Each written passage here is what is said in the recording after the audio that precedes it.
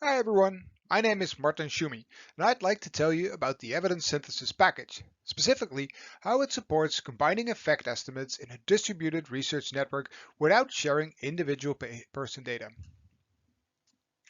This work was a joint effort by me, Yong Chen, David Madigan, and Mark Suchard.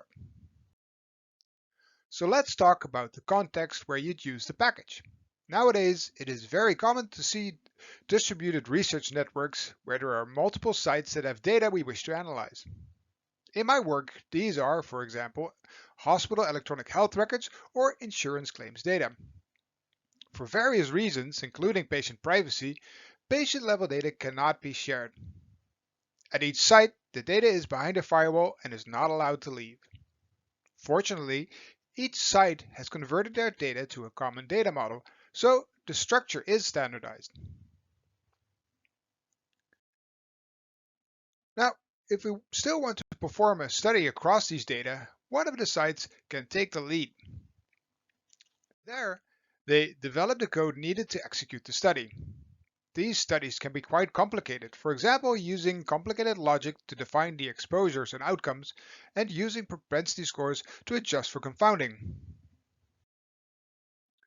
The code is distributed to the participating sites, and each site then runs this code locally. The output is aggregated data, so no longer patient-level data, and can be shared with the lead site, where the results can be synthesized. Just to give you an example, we performed such a study a while ago, where we compared the effect of two drugs on a potential adverse effect. We ran the study across a network of 10 databases. Only 6 had enough data for this question to produce an estimate, and we combined these estimates using standard meta-analysis, assuming random effects. One question we'd like to answer in this context is, what information can we share? We can't share patient-level data.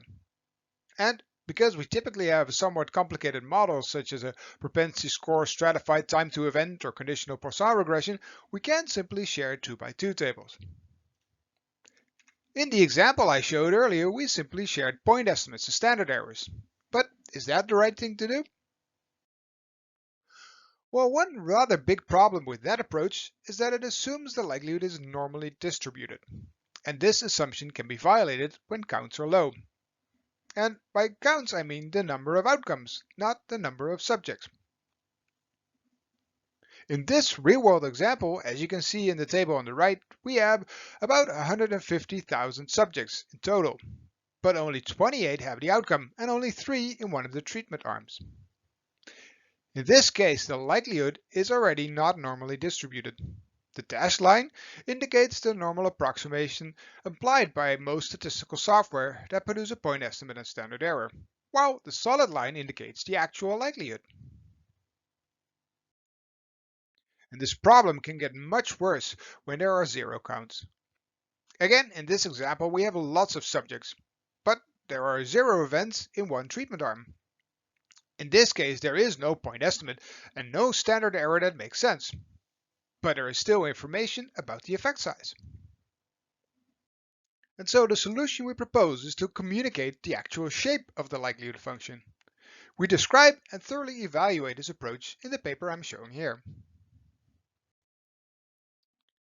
Our current best practice is to describe the shape of this curve using an adaptive grid, which means we simply provide a bunch of x, y coordinates. As I try to show in this plot, the adaptive bit means we try to space these grid points so that they are closer together when there is more curvature and fewer when the curve is almost straight, thus minimizing the number of points at which we need to evaluate the likelihood. So each site approximates the shape of their likelihood function and shares this with the lead site. Because this is just a curve, no patient-level data is communicated. Now, the evidence synthesis package implements both a fixed effect and a random effects model using these approximations. The random effects model uses a Bayesian approach, made possible by the Beast Markov chain Monte Carlo engine. So let's walk through the steps in R.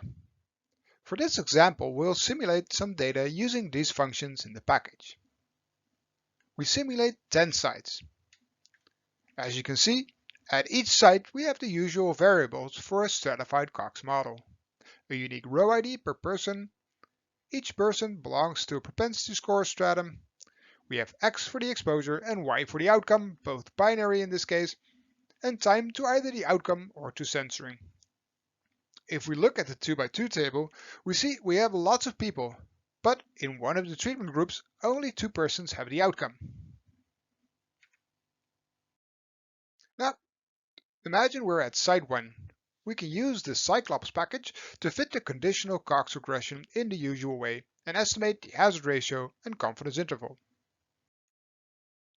Now, suppose we want to estimate the likelihood curve. We can use a normal approximation, which is expressed just as the point estimate and standard error. But as we can see in the plot on the right, the normal approximation denoted by the green dashed line is not a good fit for the real likelihood denoted by the gray solid line. Instead, we can use the approximate likelihood function to create an adaptive grid approximation. As you can see, the function requires a Cyclops regression object as input to learn the actual shape of the likelihood function. The approximation is just a set of points on the log hazard ratio scale with the corresponding log likelihood values. As you can see in the plot on the right, this approximation does fit the true likelihood very well. Just to show you all the code in the example, here I'm using lapply to do this at all sites. Normally, of course, each site will do their own approximation and share it with the lead site. At the lead site, we can now combine these likelihood approximations. Here, we're using a fixed effects model. In this example, I'm also computing a gold standard by pooling the data. Normally, we wouldn't be allowed to do that. I'm just doing it here to show you how well the method works. If we use the normal approximations, in other words, standard meta-analysis, we get a warning that some of the sites did not have a valid estimates, probably because there were 0 counts. We also see that the point estimate is quite far from the gold standard point estimate, an effect size of 1.6 when using a normal approximation compared to the gold standard of 2.4. If we use the adaptive grid approximations, we use data from all sites, including those that have 0 counts. We see we now get an estimate very close to the ground truth. Probably more realistic would be a random effects model. Again, we pool the data to obtain a gold standard estimate. Again, the normal approximation is quite far from this gold standard. The adaptive grid approximation, on the other hand, is again close to the gold standard. When we visualize this, it may become clearer what is happening. Here I'm showing forest plots. The bluish curves show the partial likelihood distributions. On the left, these distributions are assumed normal, and for sites 2, 5, 8, and 9 we have 0 counts, so no normal approximations. On the right, we're using the adaptive grid approximations. Not only do we see that all sites missing on the left show greater likelihood for large effect sizes on the right, but we also see that the sites without 0 counts show a skewed distribution with more probability mass for higher effect sizes. As a result, the meta-analytic estimates are very different. The evidence synthesis package currently supports Cox, Poisson, and logistic regressions, either conditions on some strata or not. Even though we can currently combine evidence for one parameter only, the models themselves can have more than one parameter. These other parameters would be nuisance parameters that would be re-optimized at each point in the adaptive grid. The evidence synthesis package is available on CRAN, and we also have a package website with documentation and a vignette. Thank you for listening.